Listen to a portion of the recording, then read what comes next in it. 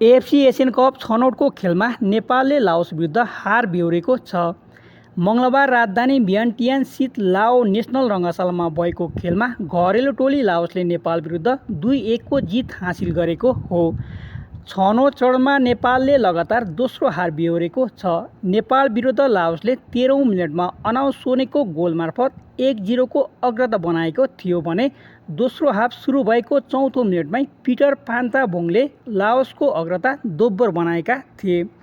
2-0 ले पछि परेको नेपालका मनिष डाँगीलाई लाओसका खेलाडीले बक्सभित्र फाउल हानेपछि रेफ्रीले नेपाललाई पेनल्टीको अवसर दिएका थिए। खेलको 71औं मिनेटमा पेनल्टी मार्फत मनिषले गोल गरे, तर थप गोल गर्न नसक्दा नेपाल लाओससँग हार बेहोर्न बाध्य भयो। समूह चरणको पहिलो खेलमा नेपाल मलेसियासँग 2-0 ले हारेका थिए। नेपाल र लाओसको यो 7औं भिडन्त हो जहाँ लाओसले पहिलो पटक नेपाललाई हराउन सफल भयो। यसअघि नेपालले 3 खेलमा लाओसलाई हराउँदा 3 खेल बराबरीमा सकिएको थियो। यो हारसँगै नेपालको एसियन कप छनौटको यात्रा कठिन बनेको छ।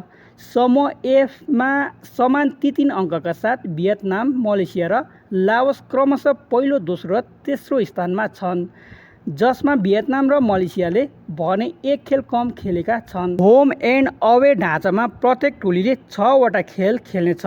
समूहको शीर्ष स्थानमा रहने टोलीले 2027 मा साउदी अरबियामा हुने एसियन कपको 19औं संस्करणको टिकट काट्नेछ। प्रशिक्षक म्याट रसको प्रशिक्षणमा यो चौथो खेल हो। सिङ्गापुर विरुद्ध नेपालले जित निकाल्दा मलेसियासँग 2-0 को हार बेहोरेको थियो भने हङकङसँग भने बराबरीको नतिजा निकालेको थियो।